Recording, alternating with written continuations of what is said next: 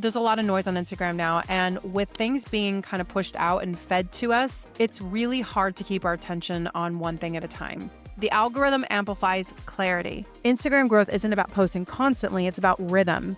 So research shows that posting 3 to 5 times a week can more than double your follower growth.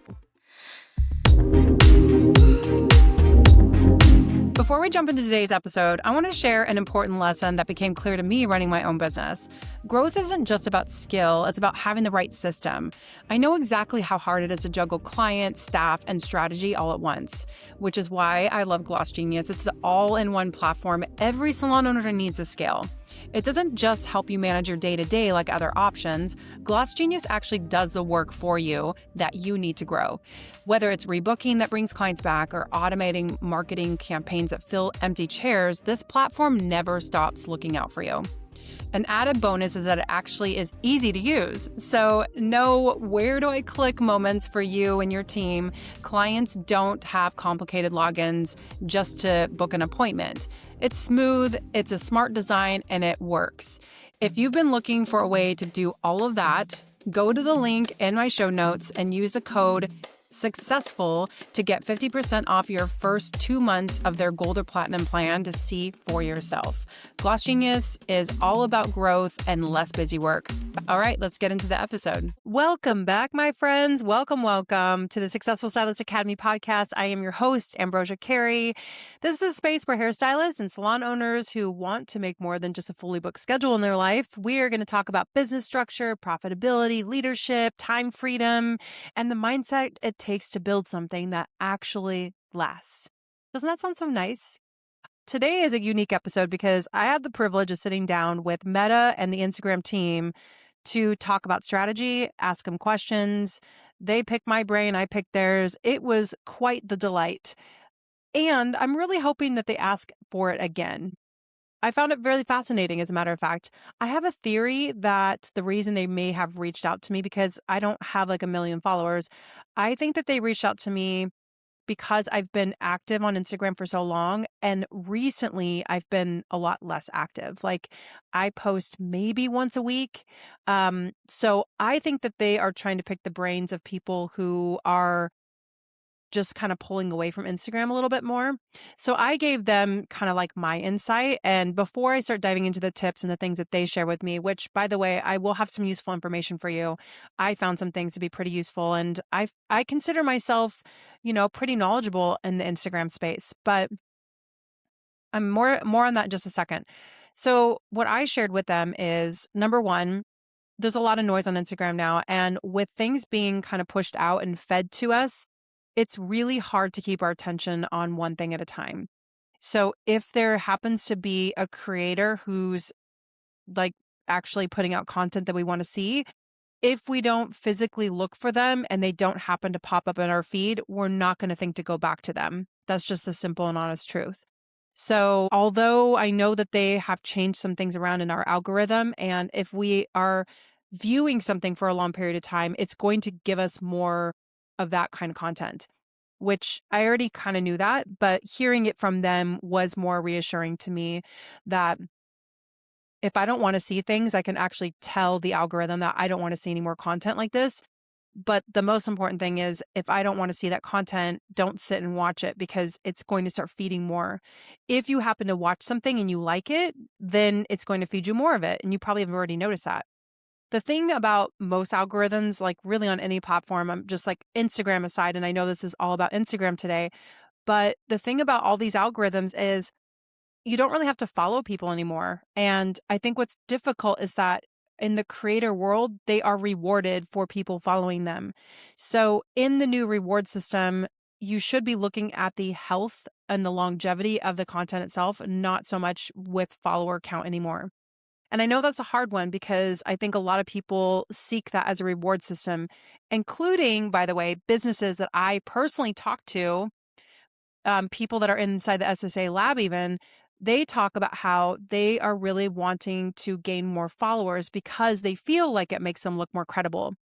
And the loop or the cycle that we get ourselves stuck into, and oftentimes when I talk to these small businesses, the loop that they get stuck in is, well, if I don't have enough followers, then I start to get imposter syndrome.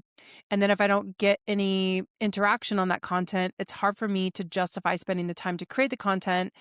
But it takes creating the content in order to get the followers. You follow me? Like, it's like, it's such a catch-22. It's like a chicken or egg analogy. And unfortunately, in this scenario, you have to be the chicken to lay that egg. I'm going to give you some tactical tips that I felt like it was really useful. They said a couple things that I felt like were kind of like, well, yeah, duh. And then they also, I thought it was quite useful in the fact that they were able to discredit a couple of things that these like gurus say on Instagram. And it's such a strong reminder that if you want to know anything about how Instagram operates or works, then it makes more sense to follow the founder or, the resource team or Instagram itself, because they are going to give you the most up-to-date information. They don't want to gatekeep. They want you to utilize their platform because they want to make money. And the only way they can make money is to have more eyeballs and more views and more people inside of their app. So hopefully by me giving you this information, it's kind of like a scratching back situation. I scratch their back, they scratch mine, and hopefully also yours in return, which is such a really gross analogy. Actually, I'm like totally distracted by the thought of that right now. But anyway, I'm going to go back into these tips that I wanted to talk about because I found this, and I hope you will too, find this incredibly useful. And hopefully you will get your brain in the right space where you are actually serving your client, your audience in a way that feels good for you and not getting caught up in the comparison cycle. So even though we want to know what Instagram is actually prioritizing in 2026, this call from Meta was more about not just best practices, but the overarching theme of what they are really looking for moving into this year and beyond. And this information is not about trends, by the way, which I found extremely useful. And I was very grateful for that because I tend to get turned off by trendy things. I feel like that is a never ending cycle. Um, I would say a few years ago, I got really caught up in the trends and I found myself feeling like I was on this hamster wheel of just a rinse and repeat. And I was like almost regurgitating things that I was seeing other people doing and trying to spin off my own version of it. And that to me is like, now you're in a sea of the same people doing the same thing all the time. So I think finding your own uniqueness, even if that means that you're sacrificing followers, even if that means that it's not landing correctly, if it's authentic to you and it's something that you are lit up by actually creating, editing, posting, then that's a win. So I think it's important to strip through the different like layers of what you're actually looking for within that content piece and ask yourself to the root of it, is this something I'm enjoying doing? And do I know why I'm doing it? If you have the answer to both of those, then the outcome should not be as important to you. Just getting started is a really great thing to do. So sometimes just getting started is all it takes. Getting started and then moving from there. I want to start this episode with a question that came in from one of my recent Instagram posts. Someone commented and asked, I don't post feed content very often. I mostly post stories. Does that hurt my reach? And the timing of that question was interesting because just days before, we literally were talking about that in that meeting. And I did take really good notes. And today I want to walk you through exactly what they're prioritizing right now, what's outdated, what's working, and how hairstylists and salon owners should be actually thinking about Instagram in 2026, not based on guru opinions like I was saying before.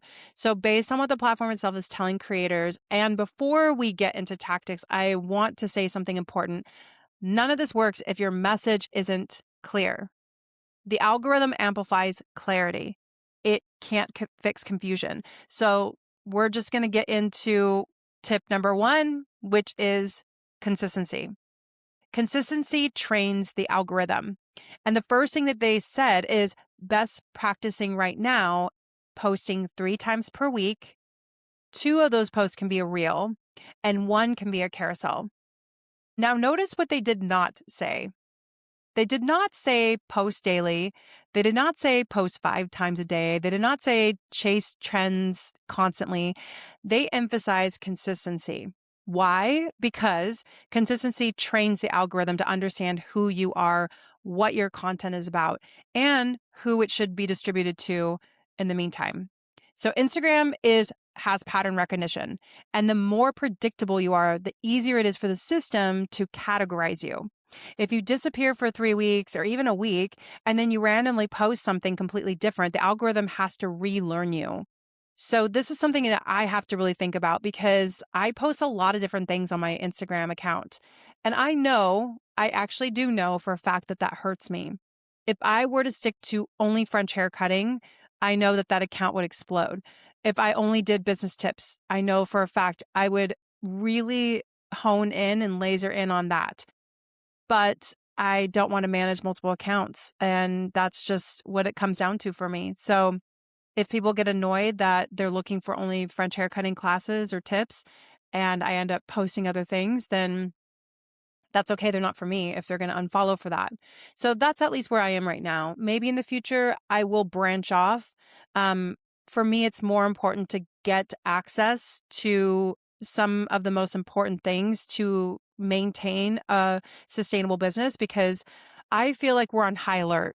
I'm seeing our industry moving backwards. I'm seeing our industry on trend that is having a higher turnover. And the fact that most stylists are not staying in the industry long enough to really see enough momentum in their career and actually make a good living tells me that we're kind of failing them as educators and mentors. And I feel like even though it's not trendy and it's not fun, it's not exciting, it's not sexy, I feel like it's important. And I feel like the people who see the value in that importance are the ones that are going to follow along with it. So that was a little bit tangenty, but I wanted to give you just an example of how my brain operates, like what goes on in my head. Like I'm not immune to any of these things. I am also human that has multiple interests. I am creative. I like creating content. I like helping businesses and I still like doing creative work. So I do it all in the same space. But the main thing is consistency creates momentum. Instagram growth isn't about posting constantly, it's about rhythm. So, research shows that posting 3 to 5 times a week can more than double your follower growth compared to posting only once a week or even twice a week. And I know that that is about growth, follower growth, and not everyone is looking for that. But most people I will say that I talk to, they tell me that they want to grow their following count because they believe that it will make them look more credible.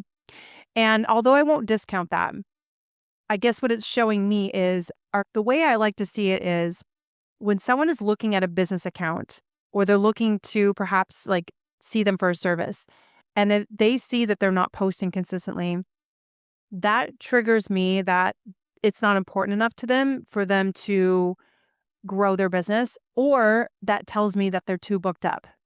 So either way, it's not triggering me to want to book with that person. Unless, of course, it's very obvious that they are open to new clients and there's a way that I can actually see some of their work. I am a referral gal. I think I've told you that in a previous episode. I prefer referrals through other people, honestly, before I go on and just like cold, reach out to people.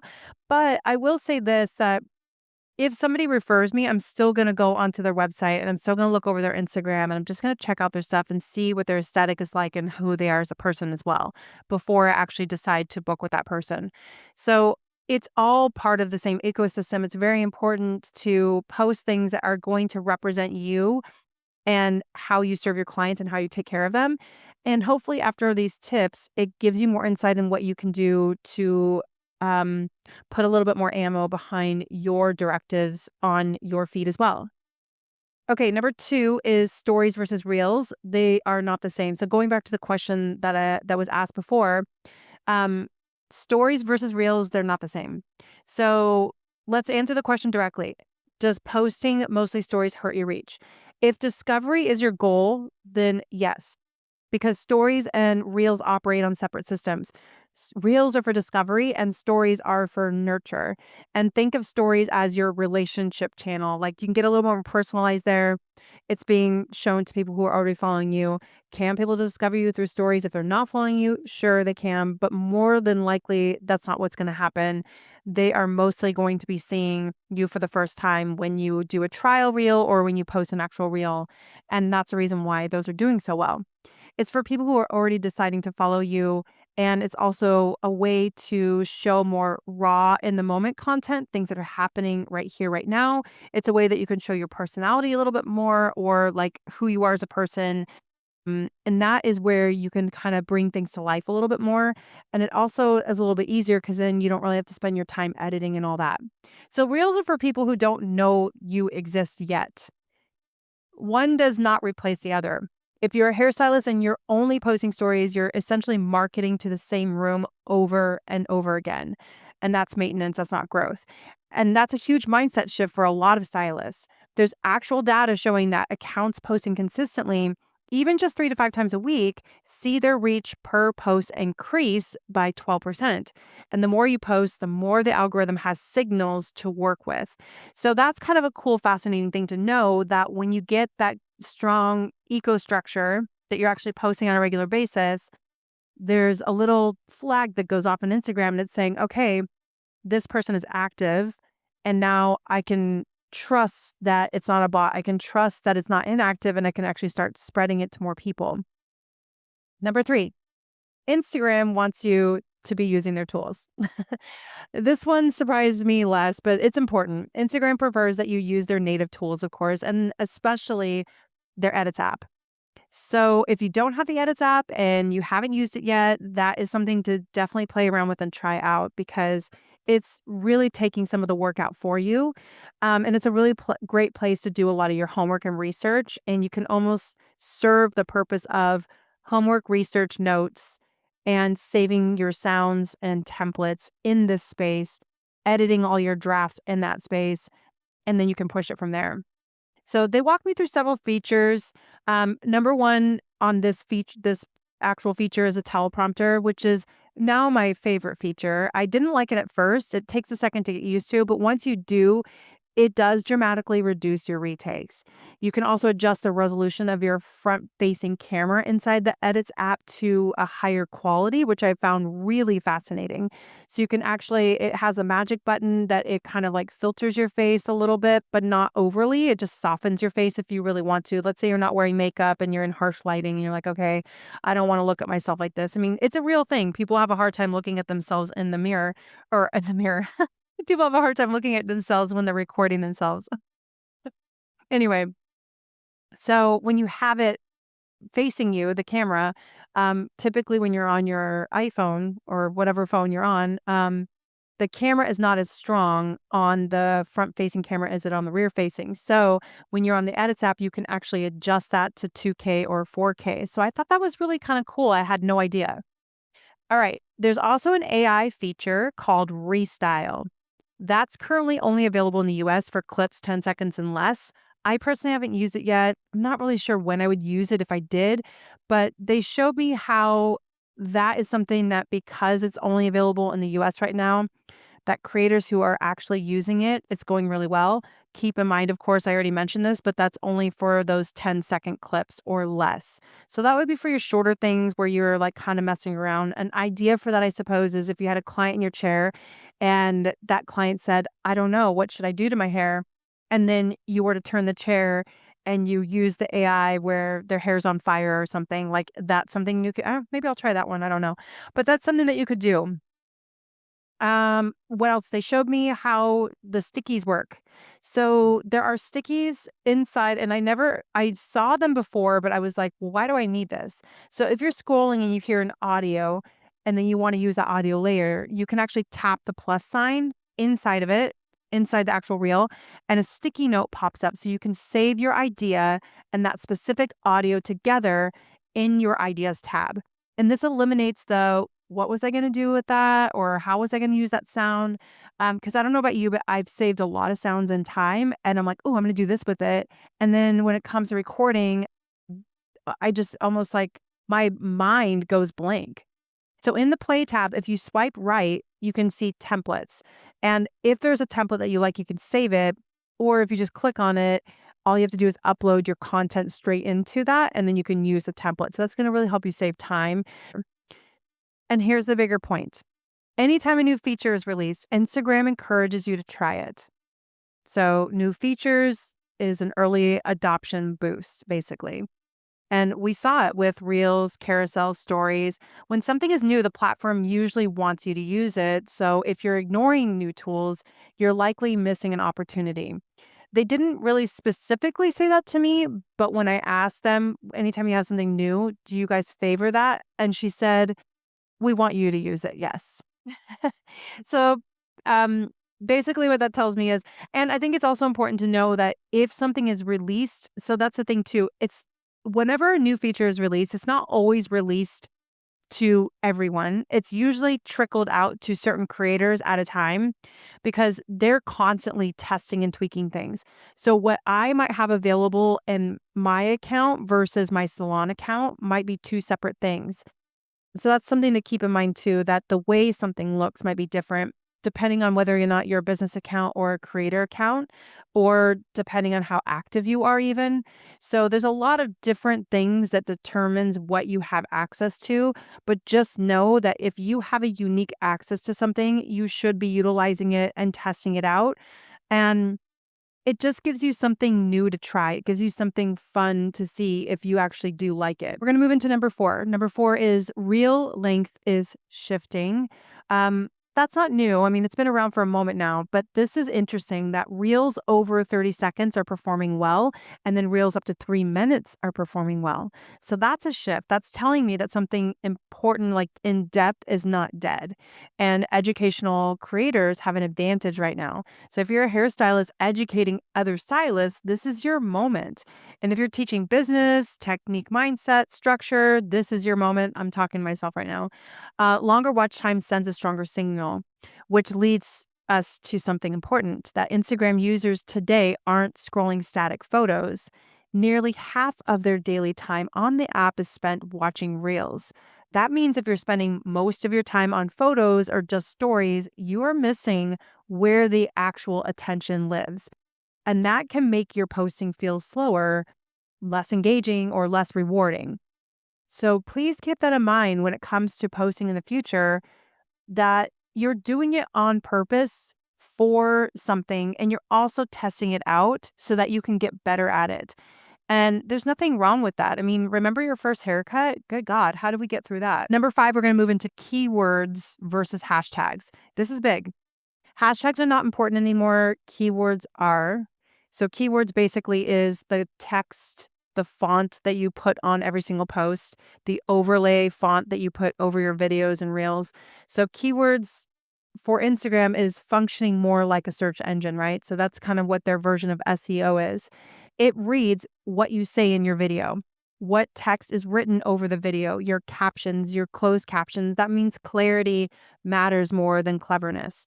And if you're a Portland hairstylist, say Portland hairstylist. If you teach French haircutting, say French haircutting. If you're a salon owner teaching hiring models, a salon hiring model, the words inside of your content are what notify the system what your content is about. System as an algorithm. And yes, captions on your videos matter. A lot of people watch without sound. So adding on-screen text increases accessibility and strengthens keyword indexing. Indexing is just like a file system, and Instagram is constantly looking, it's like a puzzle, it's constantly looking for indexing or filing systems within where to place content in front of people. All right, we're moving into number 6 now. Why carousels are doing well again. And this is kind of fascinating to me.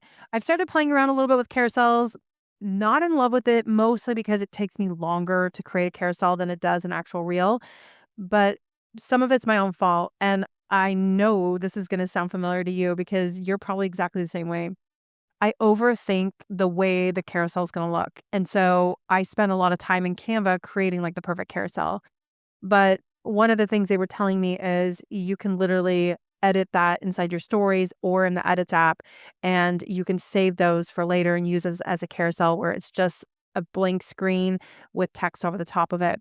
Don't try to make it too complicated. Just go for value, value, value.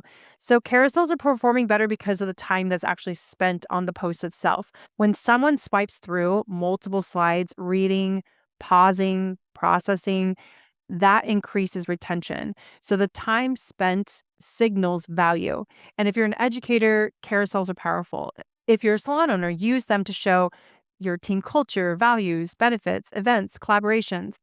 Value driven carousels create depth, and depth builds authority. We're going to move into number 7 now, which is commenting back quickly. And that's not new, but it was important for me to hear that from them because they really do value it, but it's not just valuing it, it's the fact that you're training the algorithm that you are active again, right? So they didn't give an exact time frame, but they did say reply within 24 hours. So engagement velocity matters. And when someone comments and you respond, it tells the platform that this content is active. It's simple, but it's leverage. One of my girlfriends actually, she does a really brilliant job of responding to comments by asking a question. So that way it further gets engaging. And it's then at the same time, you feel like you're talking to a human because it's not like they're just responding with a kiss emoji or something, which I'm guilty of. I know that. But if you're going to put so much work into posting the content, creating the content, posting it, and all that, then at least spend that extra time engaging because that's really what we want to do is re engage with our audience, AKA like you know, our community, our hub of people that we're, wanting to hang out more with. We are just trucking right along right now. We're moving into number 8, tip number 8, trial reels strategy. This was interesting. So if you're unsure how a reel will perform, you can post it as a trial, let it run for 24 hours to non-followers. And it's important for me to say this out loud because maybe some of you listening don't know this. A lot of you do know this though, and that's okay. We can repeat it. Trial reels have a completely separate algorithm and it is intended to actually show that content out to people who do not follow you yet. So it's a really great way for people to discover you. If it performs well, then publish it to your followers. And that was like a new strategy that was kind of like, I never thought to do that actually. So I have done trial reels before. I will admit I'm not the best at doing it. I will admit that just in general, being on Instagram for me, I mostly am posting stories. I'm commenting back to people. I'm going into my DMs. Um, I do very light engagement and I'm posting like maybe 1 to 2 times a week. So I want to give myself a challenge. I actually do want to post more frequently because I've got a lot of things that I want to share. And in the process of doing this, I think I'm going to just naturally weed out the things that I really don't feel like, I don't know, maybe excites me anymore. I don't really know how else to say it, but it's okay to shift what you're doing. Like when you're doing something for a long period of time, it's really important, I think, to go after things that both challenge you and excite you. And in time, that's just going to change. I've talked to friends of mine who are so stuck in content jail because they grew such a big following that they're known for that thing. And now they're scared to change anything. And I think fear is one of the worst enemies when it comes to creativity. It just kills creativity. So to feel alive and to be creative and to enjoy what you're doing, it's really important to not do things just based on performance. And I'm saying that for you just as much as for myself. Some creators are using this and seeing great results where they're posting the trial reel and then they're or they're sharing that post 24 hours later to their actual followers. And this is like a really fun practice if you are really trying to boost the amount of views and the amount of eyes that see that content. And especially if you're really trying to, attract and grow your audience right now.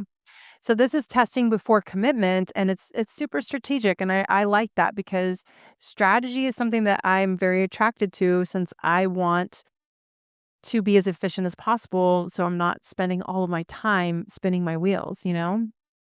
Okay, number 9, user insights instead of edits. Stop guessing. If your goal is more followers, look at which content leads to those follows. If your goal is to get more shares, look at which posts are being shared most. Shares indicate emotional resonance. And here's something powerful. Repost content that performs well every 3 months. You don't need new ideas consistently. You need refinement and repetition. So every 3 months, just look through and see, like, okay, if this is done really well, repost it. And again, I'm saying that to you and I'm saying it to myself because I don't repost. I'm terrible about it. I think this creative emotional brain too, where I want something to be new and exciting for me to put the effort into it. But we all know, like, I mean, hey, I've been doing hair for 26 years and I'm still taking care of clients behind the chair. And I still give a very thorough consultation every single time. Can it feel monotonous after a while? Yeah, it can. But where we make it exciting is we try to plug in different ideas and, really set the tone of the appointment together. And the better you get at it, then the more you can kind of play with that. And so that's something that I want to remind you and myself that if you're already posting but not doing it well enough, then now you can just set a cadence for yourself and you can give yourself a little bit of a challenge and try it. So I just want to call out the like real strategy. This might be my last tip right now. Of all the tips, the features, updates, and tactics, it still comes down to this. Post valuable content for your audience you want to attract.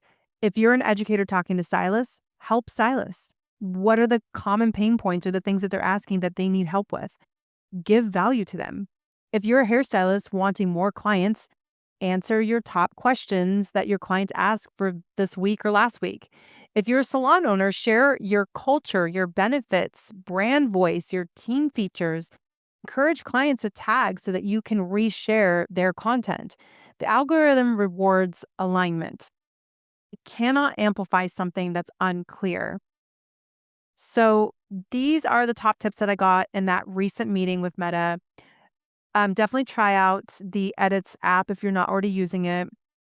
So it's interesting. They didn't really mention anything about Threads, and I just didn't think to ask because we were so focused on Instagram. So I really hope I get a follow-up meeting with them because I am curious. I was using Threads initially when it first launched. I was really excited about it, and then I just found it like another noisy place to be on, and I just don't have time for it, honestly. Or I guess I should say I don't want to make time for it. What I liked about it, however, is that I felt like there was like some authentic conversations happening in there and that people were really actually meeting up with one another, like meeting up in the online space. And I even met a couple people that I had on the podcast as a guest, even. Like there was a lawyer that I met through there, a communication specialist. So there is value there, but I just don't use Threads as much as I would like to. And I would love to hear from the Meta team actually just how important it is and maybe just some best practices within that too. Some of my favorite features inside of the Edits app, like I was saying before, I do really love the teleprompter. I love the templates, and I really love this new sticky note ad because, again, like if there's a trending sound or something that I see and I want to record myself in the future doing something, I'm going to make a note on it so that way it's just a really great reminder. That way, when I go to record it, I know. Oh, and I don't remember if I mentioned this yet already or not, but they did say that a lot of content creators that are finding success and just kind of saving themselves on time is they're physically recording inside of the Edits app itself. So they're not recording on their camera roll and then uploading from there. So that's not something that I have played around with, but I think that if you knew exactly, especially if you were in the salon and you had limited time, that'd be a really great time to take advantage of just recording snippets of it inside of the app itself. That way it forces you to do short clips at a time rather than just like sticking it on a tripod and just going for it. So that might be something I try out in the future as well. So I just want to leave you with this that Instagram isn't about tricks, it's not, and it's about signals. Signals of consistency, signals of clarity, and signals of value. And if you treat it like a long-term asset instead of an emotional roller coaster, it becomes predictable, and predictable growth is scalable. If this episode helped you, share it with a stylist who needs direction instead of, the noise that is constantly being bombarded and pushed on us every single day. And if you want deeper conversations around structure, profitability, and building something sustainable, you know where you can find me. I want you to join inside the SSA lab. So this is your official invitation, and I'm going to link that in the show notes. And of course, I want to encourage you to dream big, set goals, and take action.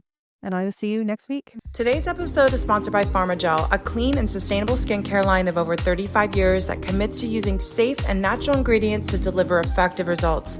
Visit pharmagel.net and use code SSA15 to earn 15% off your happier, healthier skin.